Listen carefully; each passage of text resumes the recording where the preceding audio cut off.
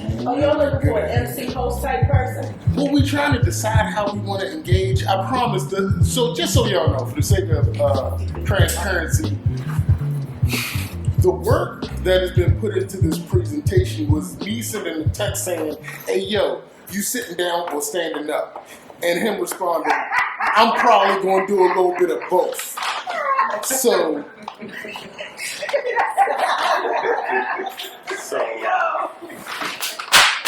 let's go. Hello. Hi. 1, 2. My check. 1, 2, 3, 4. Can we get to the picking up the sticks? I mean, That's my favorite part. So, welcome everyone. Hi. Hi. My name is Artemis, or Art Vandelay, and I'm absolutely thrilled that you're all here. I'm very happy to be here. I cut off my face and came outside today. And I haven't had this opportunity to share in a very long time as myself, Artemis Vandelay. And me and Devlon E. Waddell, or D.E. Waddell, we wrote a book together. It's over there called Serenity Now, GoodMourning. And it's the second collaborative book between Devlon and me, but the first between Devlon and me. So it's really exciting for me to have this opportunity to share. And who better than Mr. Pyramid, Devlon E. Waddell. I'm kind of like a strings constellation, and he's like a very well-constructed literary pyramid that keeps things grounded. But if you know anything about stars and pyramids, you know that they correspond with one another. So it's a very odd coupling, but it also makes a lot of logical sense. And so today we're going to talk a little bit about the book, but I think even more about the why of this particular collaboration, but also like about the life part. Because really, all writing really just stems from living. And so we're going to discuss, but not just with ourselves, also with you. that's what a discussion is, sir. We're sitting here. So, how are you doing today? I'm pretty fair for a square. Pretty fair. Nice hat, bow tie. Thank you. Thank you. And the shoes. And that bracelet. All the bracelets. Okay, so I got stories to tell. I'm gonna start at the top. Okay. I guess I was in about 10th grade, and my baseball coach, Mr. Cosby, took me to see his son play basketball at McDonough. I don't know if any of you have ever been to McDonough's campus, but that shit is ridiculous. They have fucking horse riding for gym. They have a baseball stadium. And I had on a Kansas City Clowns Negro League hat. It had red, blue, and white panels, and I had the red Eddie Bauer shirt. And he said, "Why don't you take the hat off?" Fuck for. That wasn't my response to him because I was still a child and he probably would have whooped my ass. But that was my thought, and it wasn't about, I don't know. His thought was that I was too dark to wear this red, blue, and white hat. So from that point on, I was like, it's all about the Negro League hats, right? Because they're so fly, and fuck him, I gotta find that Kansas City Clowns hat. But this one, 30 years later, I found the website that sells the fucking hats. This one is the Mighty Monarchs. In 1899, a group of black men in Harlem, New York, I believe, wanted to join the lodge with some white folk. They said, fuck off, Black folks said bet. They started their own lodge, and in 1913 started a baseball team, the Mighty Monarchs. I believe it was Monarchs Lodge 45. And then the shoes, we just gonna jump right down because folk have asked earlier today. Some basic ass leather loafers, but they are wrapped in Ankara or Dutch waxcloth. So yeah, that's that. Yeah. And the tie just matched the hat. And the tie just matched that. So, right, I was like, well, what the fuck are you going to wear, sir? I have not done this since 2018. I've not. Oh, wow. 2019, February, was the last time I was in front of an audience of people. So, like, I'm going through all sorts of things trying to figure shit out. Like, sir, you cannot wear a tuxedo. That doesn't make sense. Why not? Like, I'm just You just said what some of us were thinking. I said it fits where? Like if you walk in here in the tuxedo, I didn't expect it. Okay, nobody would be surprised, and it will be fly. I don't even know how I feel about nobody being surprised by me wearing a fucking tuxedo at a bookstore. Like, I'm not okay with people not being surprised. I would hope you had questions, right? wouldn't be nice. It's not to denigrate what you're wearing, fly. No, I recognize that I'm fly. No, I'm clear Okay. that I'm doing it. Yeah. I show the fuck up. It's the socks for me though. Ooh, wait a minute. And I know which one. And you know which one. Because I love my people, and I see my people, and I need my people to know I didn't even know that I that see them. I've never seen that. So. Side note, I was born in the year of the dragon. Okay. Y'all might make me unleash it. Y'all don't really want me. Okay, Cisco. That's 64. What's that 64? This is 60. No, Jesus, no. 76. No. Oh, What do you mean? Whoa! Like 64 is something. you I'm listen. 63. You have your 63. I don't want them. You keep all of them. 15. We won't keep it. 1963. 60 years of fucking awesome. Wow. I said 64 was a dragon year. Oh, 64. Okay, now 76. 67. 67. So, you made me think of something.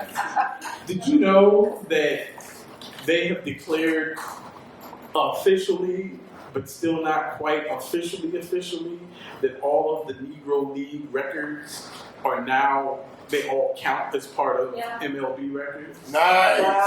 So this means that Josh Gibson is actually the best. Like, Right. like Well, we knew that already. I mean, it's been Officially, verified. Josh It's been Gibson confirmed. hit the 200 plus more So home runs a lot than of Babe Ruth, those so records- he's the best hitter ever now, officially, even though he already was. So in my grandmother's building in Homestead, Pennsylvania, the home of the Homestead Grays, there was a guy who lived in this building in a high rise. He used to be a bat boy for the Homestead Grays. Shit. And he was You said a back boy? a bat boy. Oh, back boy. How are you a back boy? And he was 112. Awesome. And he used to always talk about how sick and tired he was of being alive. He was like, enough of this already. Yeah. He was like, I was there. He was like, I gave Josh Gibson the bat that he hit the home run. But he's like, just really bored with this whole earth thing. He's like 112, like this is getting ridiculous. Yeah. And he would tell these amazing stories. I hear the voice of God in the breeze. I see faith's breath on the blown trees. The angels breakdance in the bright sky and turn up at night beneath the stars, trying to find the road to lead lost souls, reminding us that no power equals that of love. You know, you can't really find truth through love unless you withstand the weight of tornadoous breeze. When every piece fails to find peace within lost souls, when no poems are inspired by the sight of trees and the night sky just feels stupid trying to see stars. When the sun has burnt out on you, when the sun is burnt out and you no longer have sky, I'm a wandering wanderer who got lost in the sky. Because no writing about writing is close to love. unless your universe has felt the death of 1,000 stars. On days when the stench of your own failure is carried on the breeze and the city stands like hate on the top of what used to be trees. Earth is a classroom for the journey of learning souls. Open us up and find the portal that binds lingering souls. At the nightclub of the cosmos, skipping from sky to sky, we once were planets, now reincarnated into dead trees. If you never felt joy turn into despair, then you have not found love.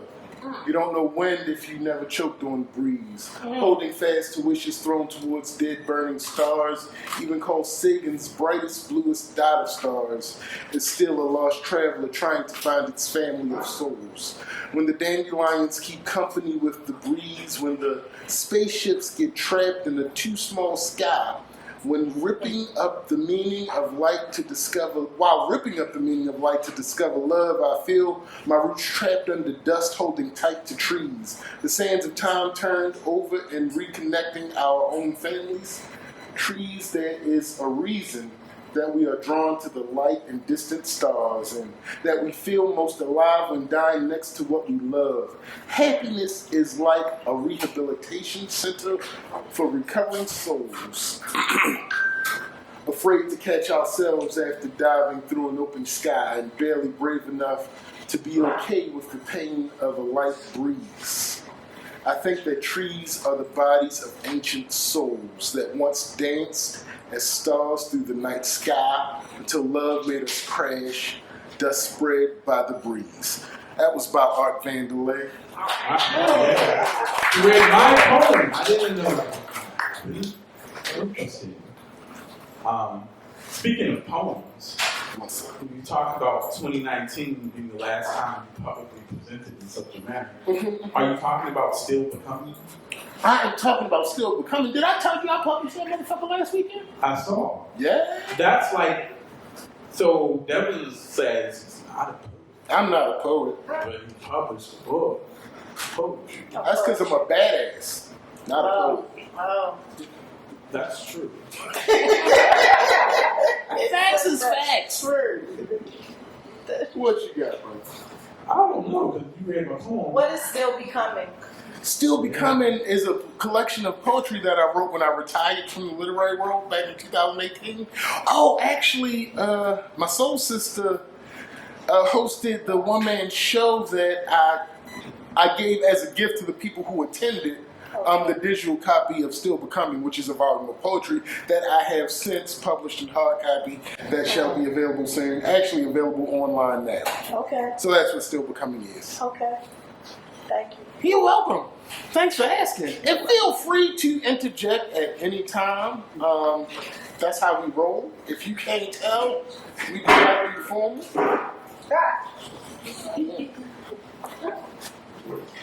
Apparently we do all day though. Clearly, you ain't saying nothing yet. What was the question? There wasn't one. He asked the one I had. That's why he don't have friends. Now he's just getting smart. He does this to me though. How am I supposed to deal with this? It's a new person every day, literally. That's what aliens do.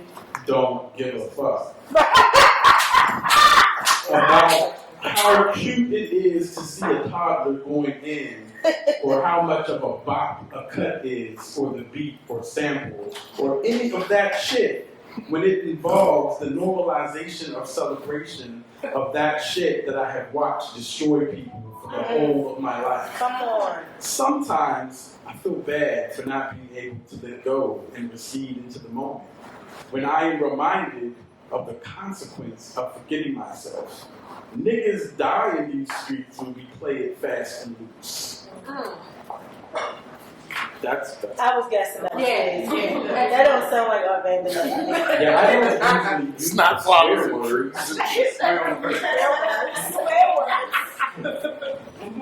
That was an excerpt from an essay about music. I guess so, yeah. About how important music is and how powerful the poem is. I mentioned that earlier when I was reading the Baltimore Beat about West Baltimore jazz musician Brandon Wilson. And it was very similar to things he was saying. What's really fascinating is that in correspondence with your essay about music in the book, your daughter also has an essay about music in the book.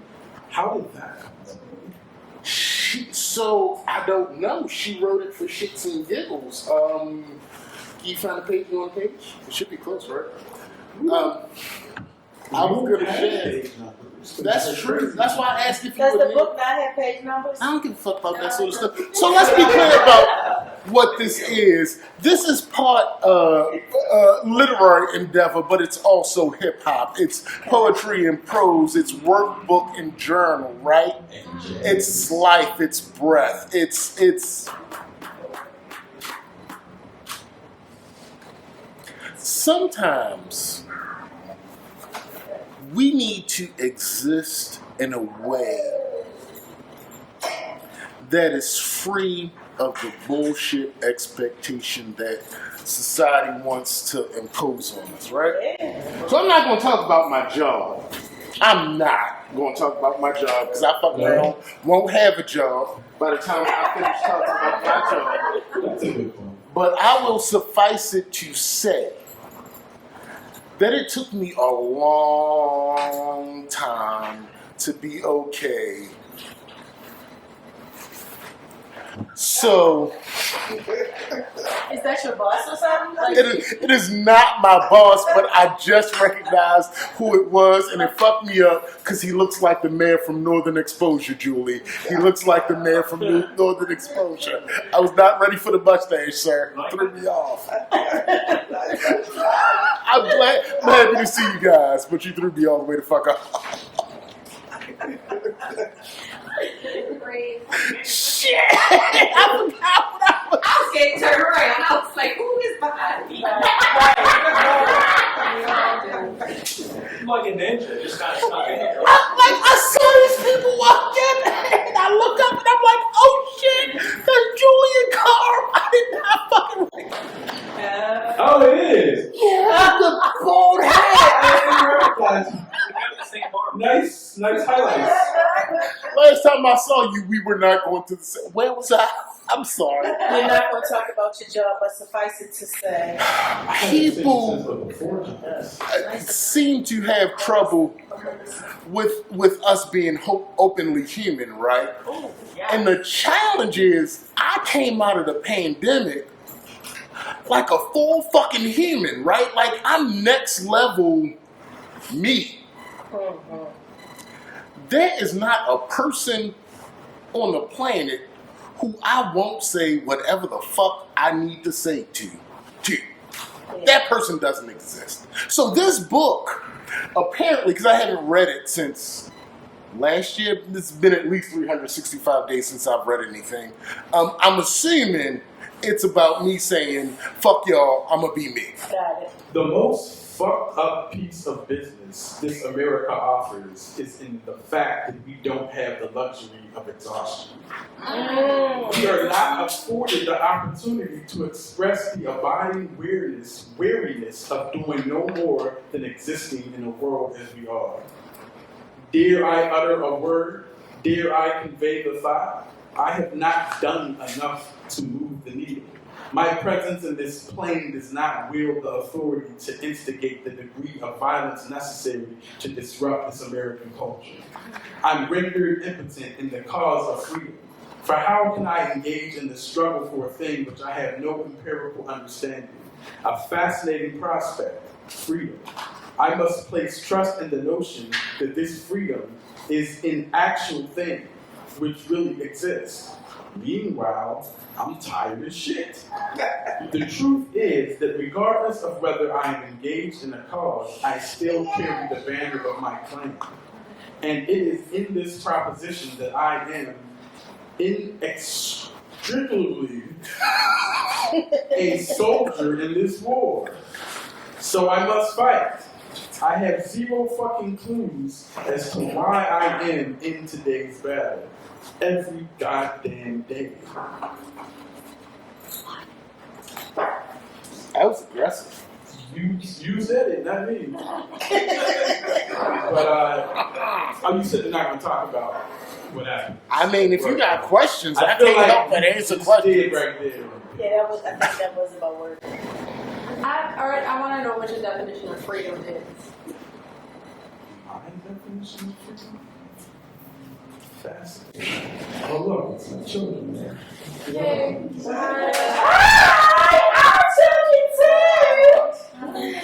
Y'all all turned at the same time. I think freedom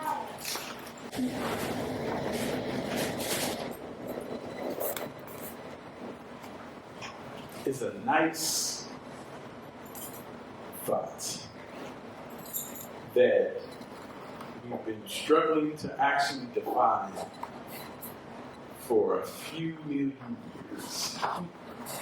And I think that, like all things that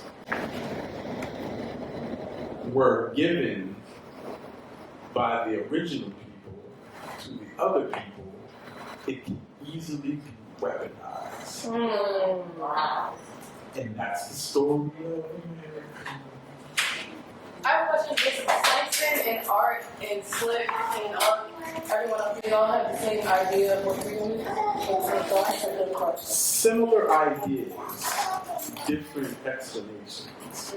Because if you were to ask my identical nephews, like to use that question, the answer would be a bit more visceral. But probably, it's kind of like how in the George R. Martin books, they get to a similar ending, but in the show Game of Thrones, they do a whole lot of extra weird stuff that's not in the books. They're kind of the same destination. If you don't count the last episode of the show, because we just can't We don't talk about that last episode. The whole last season was kind of fucking stupid. They ran out of book. George R. Martin was like, not done. Never. What was the question again? You answered it. You answered it. That's what he did. What other questions do we have? What is freedom? He just answered it. That was the question. That was Art's answer. What's your answer? Good question.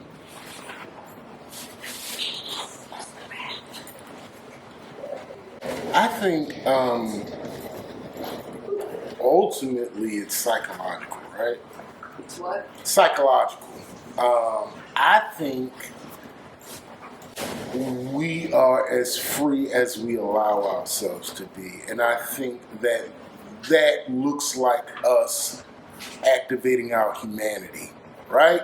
So when we get to be as human as we need to be, when we get to cry and yell and be honest and openly and awkwardly emotional, and people receive us as we intended. That's fucking freedom. Like, I'm not even worried about all that capitalistic bullshit. I want to be around people that love me so we can love each other openly. That's fucking freedom for me. Knowing I can cry and that shit's fine. Yeah. You all have both mentioned love. So love was in the first poem that you read. That was an Artemis Vandelay poem, is Yes. that right? And then you just talked about being around people you love. So now I want to hear both of your definitions of love. Because, like, was that poem about romantic love or love in general? Is there a difference to y'all? That's a solid question. What's the difference between like a carnal and a platonic love, right? And for me, And an that's eternal love, like, is there? Eternal love is something different because like that's just how I move, right? Okay. Like if you get sucked into my vortex, you fucking stuck. Good. Okay. Right. If I've said I love you, if I've said I love you, right. you ain't shit you can do about it at that point, right? So eternally, unconditional. fuck. That's what it is. There are a few people that I hate a lot Okay. who can call me with anything, right?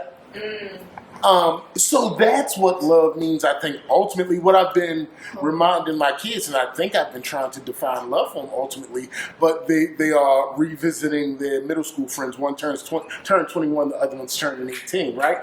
Listen, because I want to, not because I have to. That shit matters. Yes. But But what I've been reminding them is to remember that they've established some friendships that will last.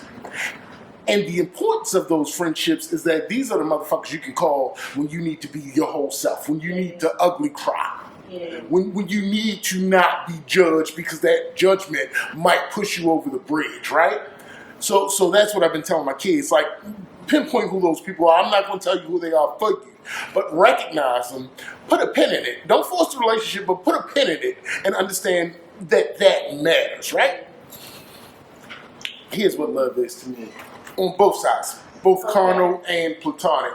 My buddy, I call him Arizona Antoine, came in from Arizona, and he wanted to hang out, obviously, right? So he came over to the house and we bought his shit. I'm like, well, we should call a crew. The challenge is one of the crew members was my high school sweetheart and my prom date, right? So am I really inviting this chick to my house? Let me ask my wife. Ask the question, right? She said, cool. Right. So she came through. Well, fuck. Somebody who I went to school with 25 years ago is coming to hang out with me, and my wife's okay with it. Yeah. That's fucking love on both sides, right? Like, we don't have to make it this big thing, right? Absolutely. We don't have to talk about flowers and jewelry and all that goofy shit. I'm gonna tell you what love is.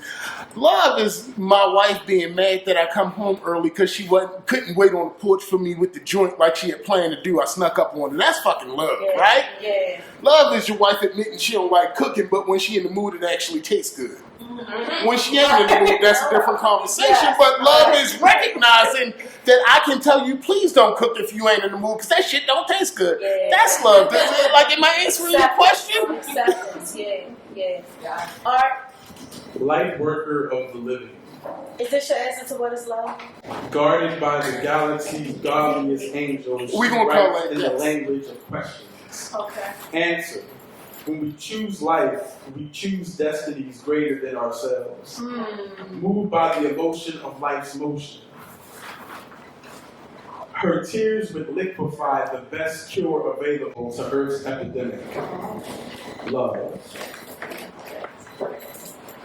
That's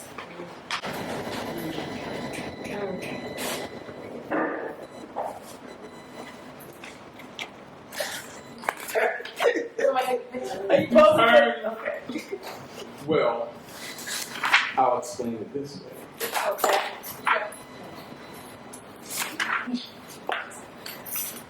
Breath.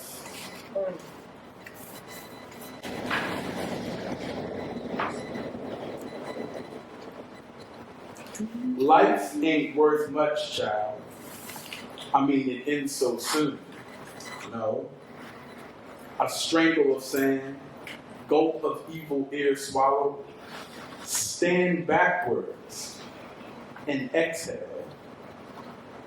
Love. Gulp of evil air swallowed. Stand backwards and exhale. Love.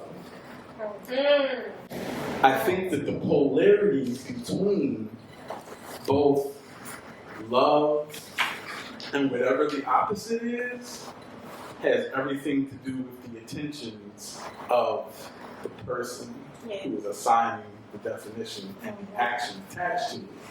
Because you can't hate something if you don't care about it. Thanks. And you can't love something if you have the possibility. You can't love it if you don't have the possibility of it actually destroying you. So, Jesus. it's a yin and a yang thing. Like, there are people that you loved at one moment and absolutely hate at another. Tell me. What happens in between those moments? I think it's as simple and as complex as what makes you cry, makes you laugh, what makes you hurt, makes you hallelujah. Yeah, people say God is love, but I heard somebody else say love is God. Thanks. Yeah. That's what equal signs mean. That's mathematical. Well, if we were made in his image, Right. Then we are loved. Whether you like it or not. Love and freedom. Wait a minute. minute. Ooh. Well, why wouldn't love be freedom? Right. If you loving right. Right. And if you're not loving right, it's something else. It's not love, yeah, right? That's right. Right. That's right. I have a question. Are these questions related to a specific poem? No? Okay, I have a question. I saw this post on Instagram of this poem that this guy gave his students, and basically he took a poem and like they wrote the reverse of every word. So like opposite of love being hate. And so it was some Emily Benson poem. Yes. But it was the question was, what is the opposite of a gun?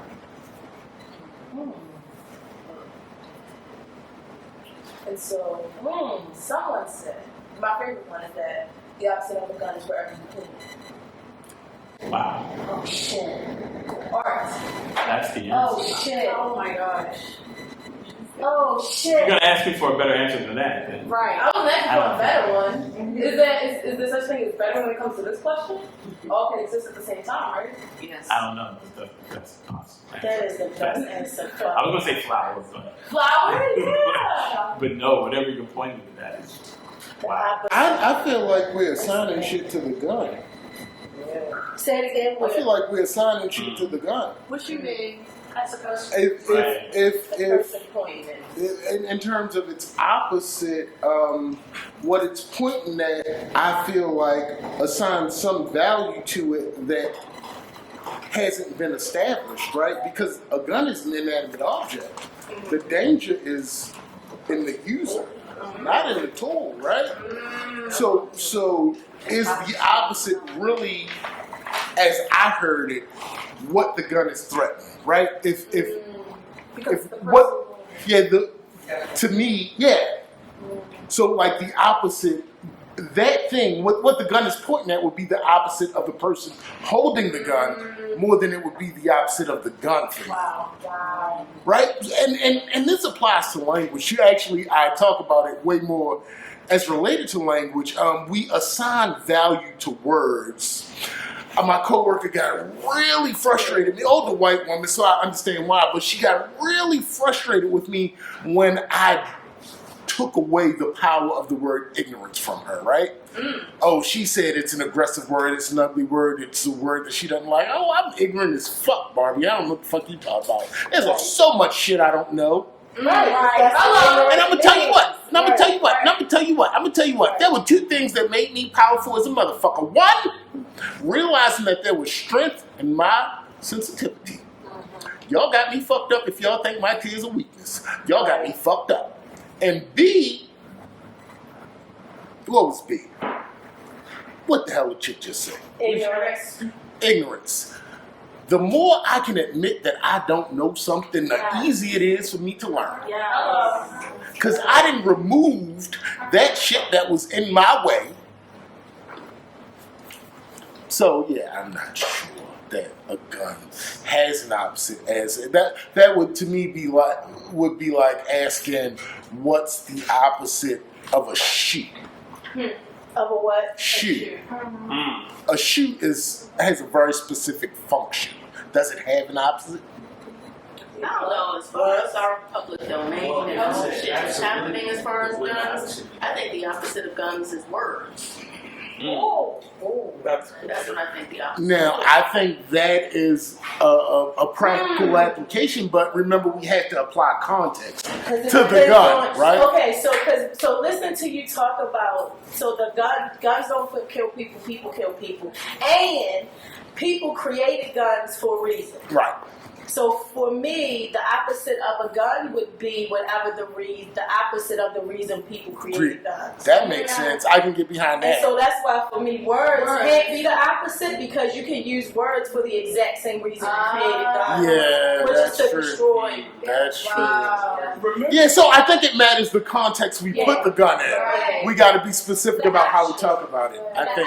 I'm thinking of the action and what's the opposite of the action. Right. Right. For me, it's a hollow. Something where it's a connection instead of a. So the question is, ultimately, I think what you're asking is building versus destroying. Yes. But I think it's important that we are really, really clear about how we talk about the things, right? Because it's easy. Everybody in the room knew what you were talking about when you said the opposite of a gun. But we need to pull back. We need to strip that shit back, right? We need to be absolutely clear about the specificity of the issue. Right. Because we can run around, you know what I mean? We can run around and say, hey, there she is. I love it when everybody looks. Everybody look. Love it. Because is it somebody I'm gonna get excited about too?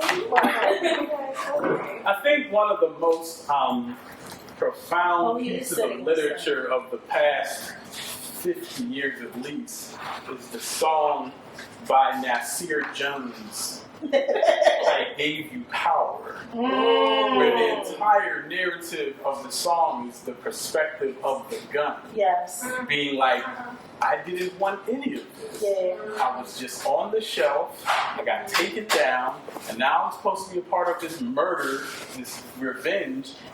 No. And the gun jams at the end of the song, and the one holding it doesn't get the outcome that they're going for. And so I agree that it is the holder, this is the opposite of whatever is on the other side, so to speak. You said you weren't going to talk about work, but that certainly qualifies. That was a work story. No, I got different work stories. That one was fine. I got work stories I can talk about, but some of them I can't. Do your glasses not have glass and not have lenses in it? It's invisible. Oh. Bottle lenses. I can fuck with that. Well, I fuck with that. Don't encourage that shit, Erica. Don't encourage that. I just want to Both of call y'all it trash for completely that. Both of y'all trash. Both of y'all trash for that. If we're being completely honest, both of y'all trash for that. they're technically not invisible. They're I will fight everybody in this room. they're bottle glasses. The whole room. And then they're phased into another dimension, so you can't see or touch them. So they're Got closed.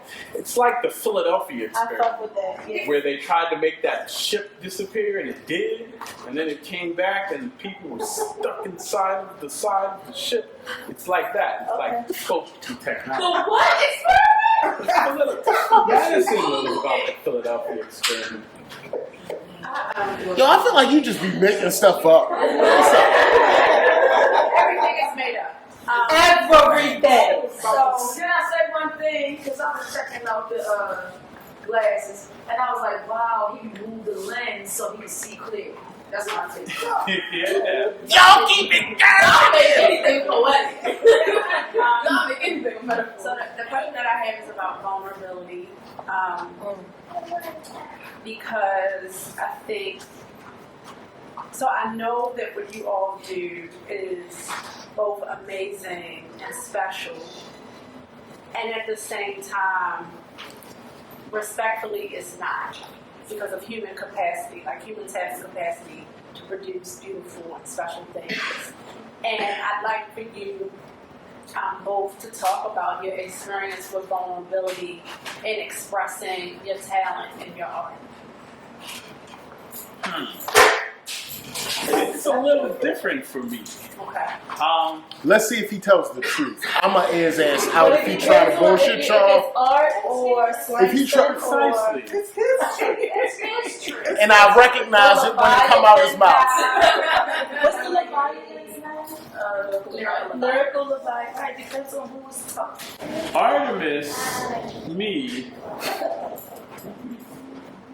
I write poetry as a way of trying to say the most with the least amount of words. Okay. And so sometimes that can be difficult to do in terms of getting it all out, so to speak.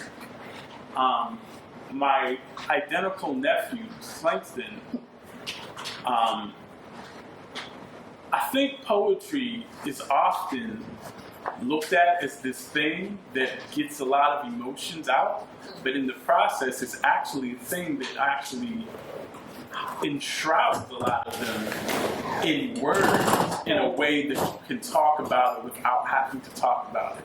But be so good at talking about it that you convince people that you talk about it. Yes. And then they be talking about it, and you never really But there's a certain type of poets and writers who talk about it.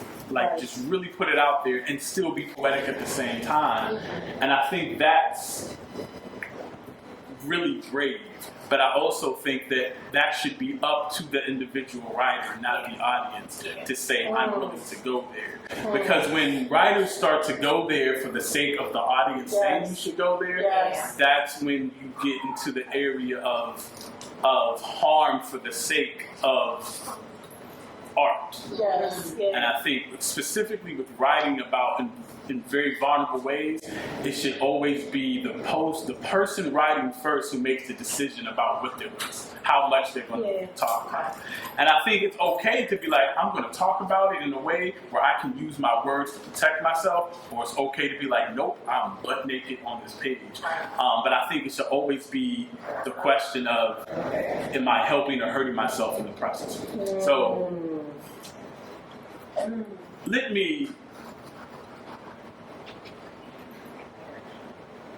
going to put my daughter on blast for a second, right? She has a book coming out at the end of next month. Yes, she does. The Poet Laureate of Baltimore, the Youth Poet Laureate of Baltimore. And so I've been reading the latest version of the manuscript. And it's like, did you read the new version of the manuscript yet? And I was like, what's that? And it's taken me a long time to get through it because the first section of the book is called The Hurting. And the way the poems have been recently arranged, so many of the most difficult poems, subject-wise, are at the very front of the book and the very front of the first section.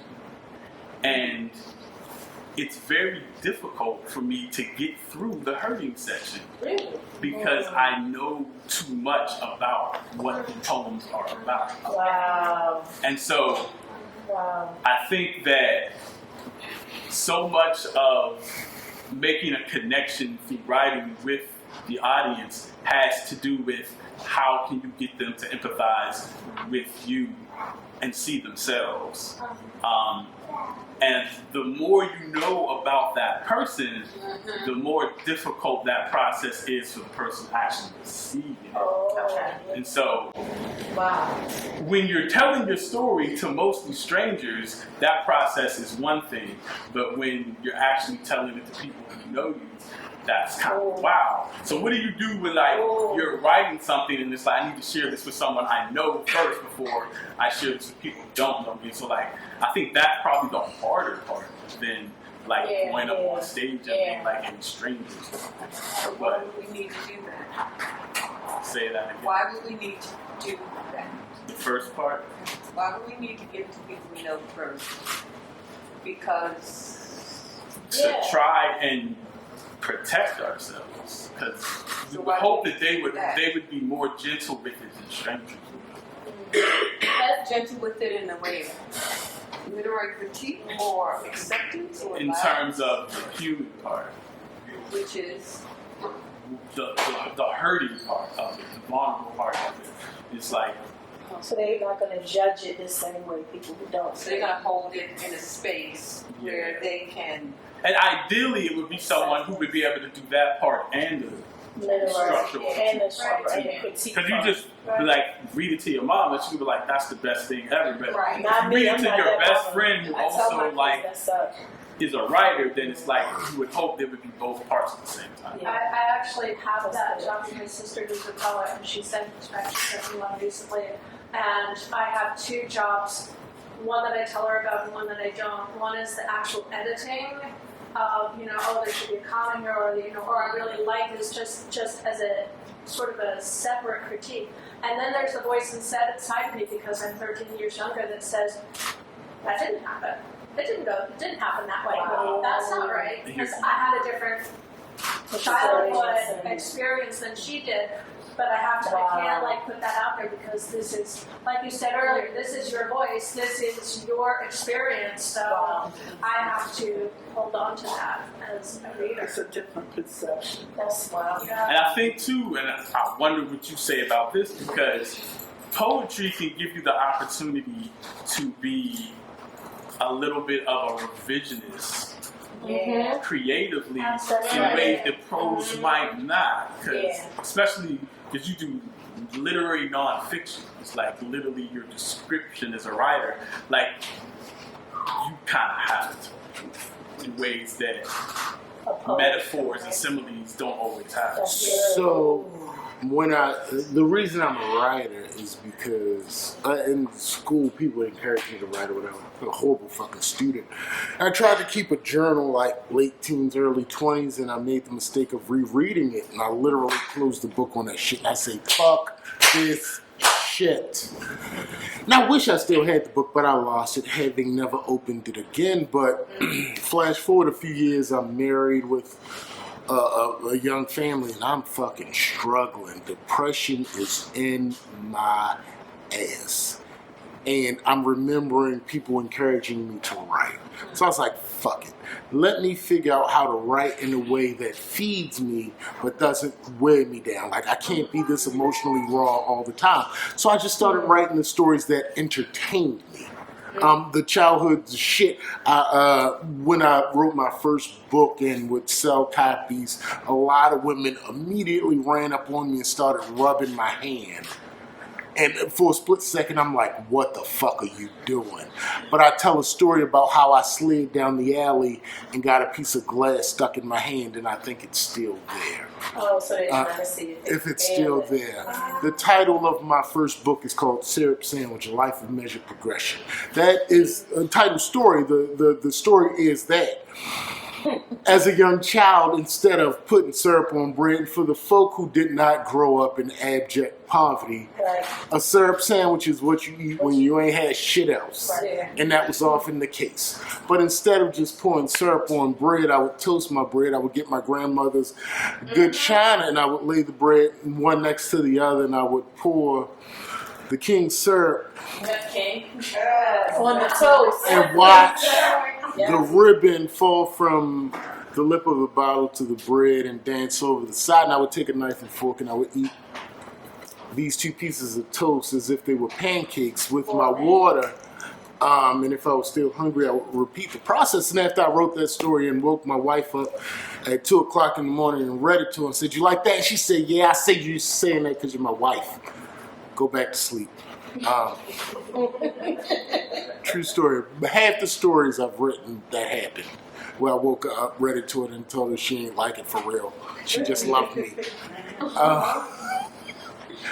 But I realized after rereading that story that one, my life wasn't as bad as I thought it was. And B, because this was around the time of the proliferation of urban fiction, I realized I need to put this shit in the world. Because I had written other stories like having slid down the alley, or I talked a lot about how the shape of liquor, remember how the liquor bottles were shaped such that they fit in the dude's back pocket? Yeah. That is so fucked up. Yeah. Let's think about that. Let's think about that. Like, we are really positioning these motherfuckers to walk around the streets with the Thunderbird or Black Watch in their back pocket. I ride through my childhood neighborhood pretty often on my way to work and taking my kid to school, though I don't have to take her to school anymore because she's fucking 18 and just went to her fucking senior prom and we just waiting on graduation. I'm doing it because I want to, not because I have to. Let's be absolutely clear. But I drive through my own neighborhood and I remember the stories, right? When I was working for the Department of Anthropology, I took one of the students through, and she was from the Middle East somewhere, and she said, "This shit looks like home." Home was war-torn. But when I drive through that neighborhood, I don't see the war-torn neighborhood. I see the street where I had been in every house on the block. The drunk people that used to send us to the store to get the Pall Malls, or the next door neighbor who would send me with $1 food stamp and my buddy Ronnie with another $1 food stamp to break the food stamps to put the 50 cents together to get a pack of cigarettes. Cigarettes was only a fucking $1, by the way. I was cheated. Yeah, wow. They were 35 cents. Oh shit. Everybody should have smoked then. $3 a pack is what got me hooked. I don't remember what question I'm answering, but Vulnerability. vulnerability. Looking for light Can in I our answer that darkest question places. now? Can I talk about being vulnerable, though, motherfucker? I didn't get This to is it. a behind the back. Oh, my bad. Do what you do. Steph. Looking for light in our darkest places is the only way to find ourselves. Otherwise, how would we shine? And we sent ourselves here on purpose, for purpose. You don't have to find what you already possess. We are us on purpose. Wow. At our darkest points, light shines through. So let's talk about vulnerability. That's him. But let's fucking talk about, I'm sorry.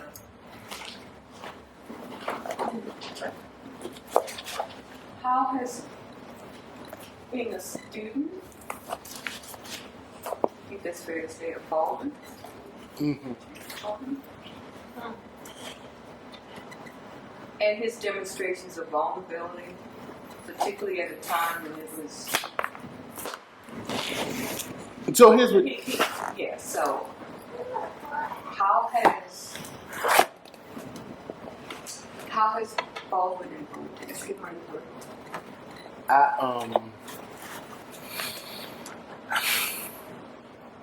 And also being a student and a teacher of Paul, realizing that, he opened that thing for us, right? It's like how you operate that space.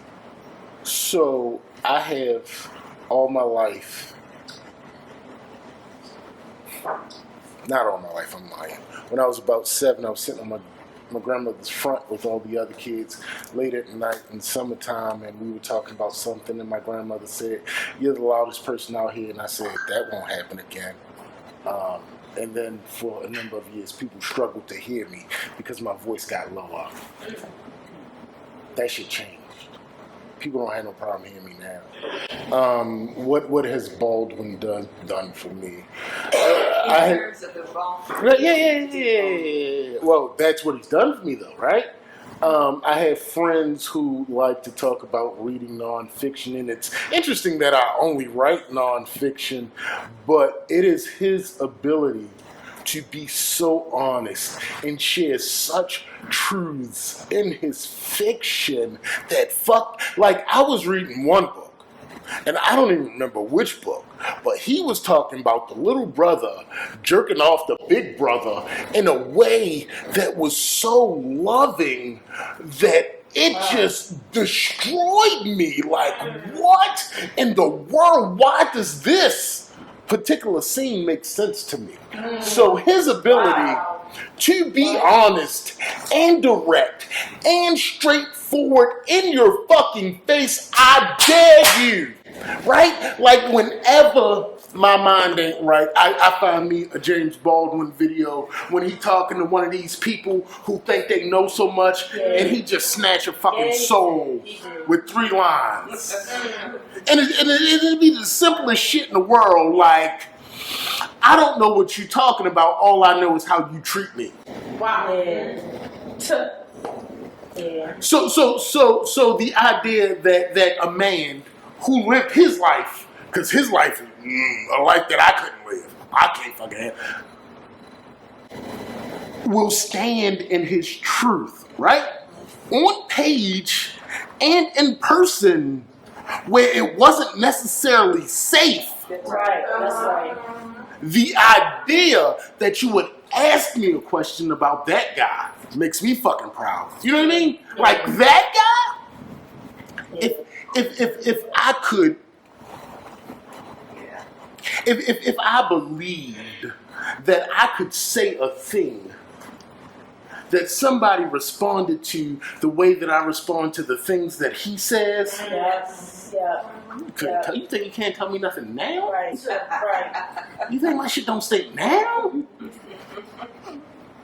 I don't know if that answered your question. The reality for me, though, and it goes back to that vulnerability too. Like, I think when we consider vulnerability, we consider it as, I don't want to say as a weakness, but in some ways we consider it as a weakness, right? I do not. And here's why. Because regardless of the first time we were on stage together was one of the first times I was on stage, and we went to York and we had a long talk about what we were going to do. And what I'm trying to do is make sure this shit doesn't leave me embarrassed on stage, because I'm clear that he's the shit. And I just think I have something to say, right? So we get on stage. What do you say? Fuck out of here. So we get on stage. Who was it? Was it Slicer? I ain't playing that game with his ass. What? You have to live in his reality. I promise you I don't. Watch this. Hey, Erica, watch how I don't.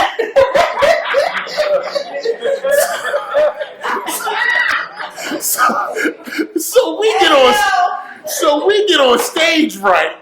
And this motherfucker proceeds to perform not only my favorite poem that he does, but the best version of my favorite poem that he does. Which one was it?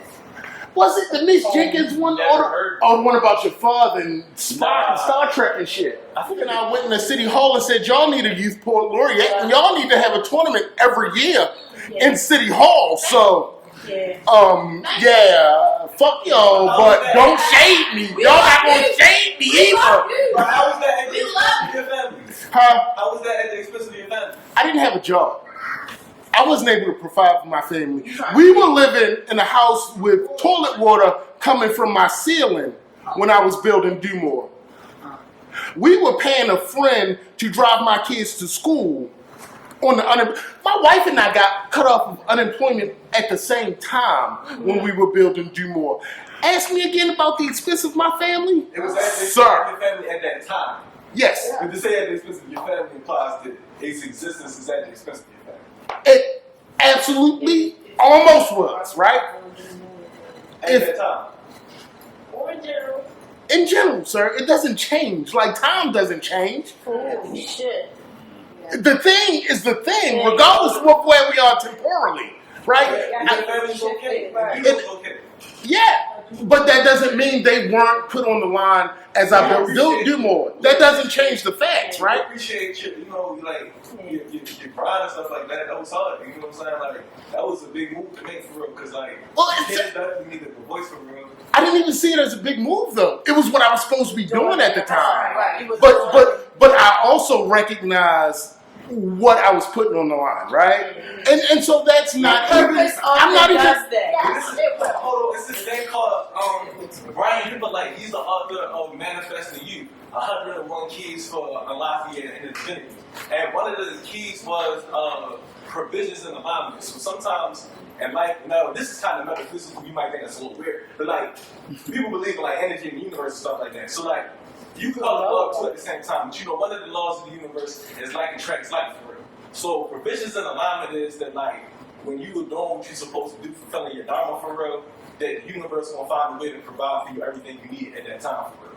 And now sometimes it might not be as glamorous as what one would want. I appreciate you and agree with you.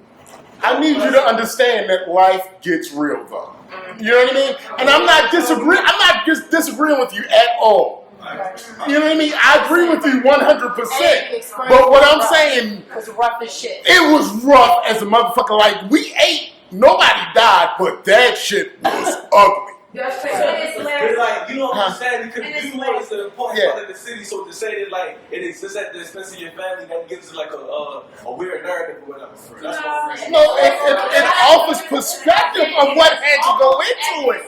Family, I feel as though the old mode should definitely be reiterated on, and if you build something, you put the groundwork for something that wouldn't exist without it, then yes, this family was at expense, this family was at expense. And you cannot say, because it's not right now, it does not matter. It's still as valid. It's still as valid as it was back then. It doesn't need to be argued. Right. So a lot of you would not have done it. You would not have done it. Your family would not even say art to that. Yeah. I mean, I ain't mad at it. It's not that, but like you can't say that it can't, because your family is good now. that what happened in the past didn't impact the today, because I promise you. We actually better because of it. Exactly. My wife and I. Exactly. Like, let's be clear. Yeah. So it could have went left. It happened to go right? Like, we recognize that with nothing, we still want each other. And that's the decision we had to make, right? Do you feel like it was worth it? Do you feel like it was worth it? Hey man, I'm on. Oh, shit. I'm great. Did you feel like it was worth I it? know it was Did you feel like it was worth it? I think mine was great. God bless you then. Did you feel like it was worth it? I mean, so One time, Slanks did shit in the cup. What? One time I shit in the cup. I wasn't there though. I'm unclear. But he told you I'm unclear about this left that we just made. I'm not sure. I get that laugh. No. It just reminds me of an analogy of giving birth. So birth can be deadly. You know, it's bloody, it's messy, and that's what God is for. Oh, Yeah. love Yeah, it. I love yeah, it. I love yeah. it. I love that. I mean, like, I think the question that I ask myself is whether or not I would do it again, right? You wouldn't need to do it. That's it. You wouldn't need to do it again though, because it's been done. No, I mean, like, Oh, would I make that choice again? Would I put everything that I put? At that time, Yeah. would you do it again? It's like if you had to do it again, asking that is like saying, if I knew what I know Yeah, now. yeah. But And- because if you had to do it again, you'd be the same person you were back then, and you would have done No, what you I mean, if I knew what I know now, would I have gone So into you it? would do it differently. Right, and that's what I'm That's asking. what And wisdom is. yeah, exactly. Yeah. But that's And- just Your purpose is still your purpose, but Right. you would do it differently with the wisdom that you have now. Right. So I just want to I want to answer the is it worth it? I don't know that any of us can answer what's worth it to you.